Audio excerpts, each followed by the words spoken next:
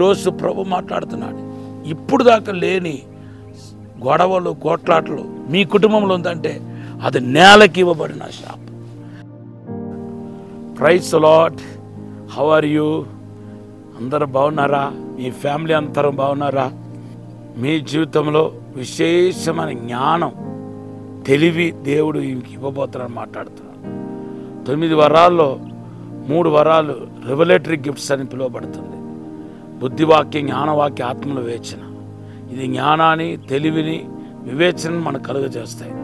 ఇవి 3 పరిశుద్ధాత్మ దేవుడి ద్వారా మీకు కలుగబోతున్నాయి. మీ కుటుంబ సభ్యులందరూ పరిశుద్ధాత్మతో నింపబడి దేవుడు మహిమపరచబోతున్నారు. మరి వరాలతో నింపబడబోతున్నారు. దేవుడు మీకు ఇచ్చే వాగ్దానం యోవేలు 2వ అధ్యాయం 26వ వచనం. కొద్ది దినాలుగా మనము దేవుని యొక్క వాక్యాన్ని లోతుగా అధ్యయనం చేసుకుంటూ వస్తున్నాం. ఆదికాండం 3వ అధ్యాయంలో 17, 18, 19వ వచనాన్ని మనం ధ్యానం చేస్తున్నాం. ఆదాము శాపం ఎటువంటిదో చూసాం. తర్వాత ఒక శాపాన్ని వివరించాను. ఇప్పుడు నీ నిమిత్తం భూమి కూడా శపించబడింది అని చూస్తున్నాం.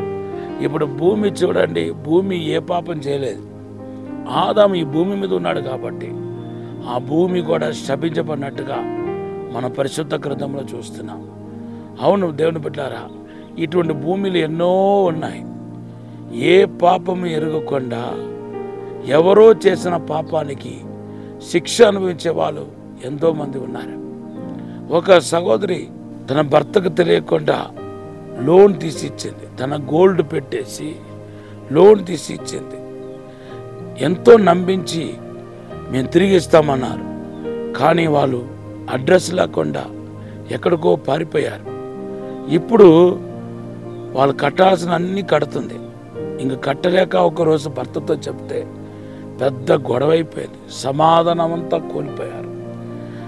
వాళ్ళు కట్టాల్సిన అన్ని ఈవిడ కడుతుంది. ఎవరో చేసిన పాపానికి మీరు అనేక మంది ఈ భూమిలాగా శిక్ష అనుభవించే వాళ్ళు ఉన్నారు. మీరు ఒక భూమి అనుకోండి. ఆదాం చేసిన పాపానికి ఈ నేల ఎలా అయితే శిక్ష అనుభవిస్తుందో అలాగే మీరు కూడా ఒక నేలలాగా ఎవరో చేసిన తప్పులకు, ఎవరో చేసిన పాపానికి మీరు శిక్ష అనుభవించటం ఎంతో బాధాకరం. ఇప్పుడు మాలాంటి సేవకులు మినిస్ట్రీలో ఎవరు తప్పు చేసినా, లేకపోతే చర్చ్లో ఎవరు తప్పు చేసినా అదంతా ఎవరి మీదకి వస్తాయంటే మా మీదకే వస్తాయి. అందరూ మమ్మల్ని అంటారు, మాను వదిలేస్తారు, మమ్మల్ని పట్టుకుంటారు, థామస్ గారు చర్చ్ అంటారు. సో నిజంగా ఇది ఒక శాపనార్థమైన బాధాకరమైన జీవితం అని చెప్పాలి. తర్వాత రెండవదిగా ఏమంటాడంటే వాటిలో ముళ్ళు, కురుగులు కూడా వస్తాయి. అప్పుడు దాకా ముళ్ళు లేదు, కురుగులు లేవు. కానీ ఇప్పుడు కొత్తగా ఏమవుతుందంటే ముళ్ళు, కురుగులు కూడా శాపం ద్వారా వస్తాయి అంటున్నాడు. లేనిది ఇప్పుడు కనపడుతుంది ఈ నేలలో.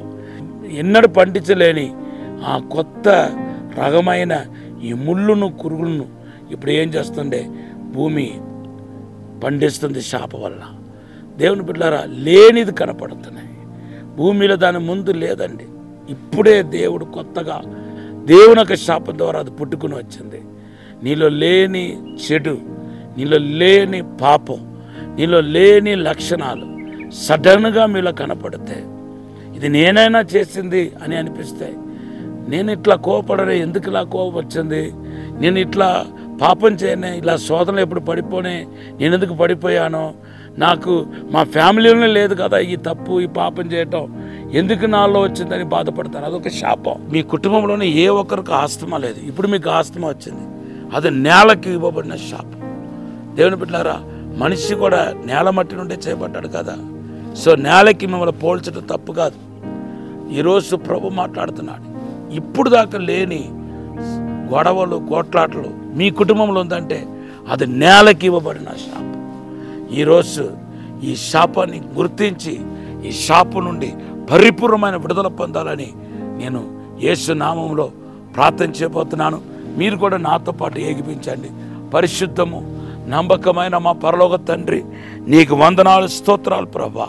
మా జీవితంలో కనపడుతున్న ఈ శాపాన్ని కొట్టివేయండి ప్రభా. దుష్ట శక్తులను యేసు నామములో పారదోలండి ప్రభా. ఈ శాపపు కాడి ఈరోజు విరిగిపోయిన గాక. యేసు నామములో నేల మీద పలుకబడిన శాపాలు మా మీద కనబడితే కనుక యేసు నామములో కొట్టివేయండి ప్రభువా.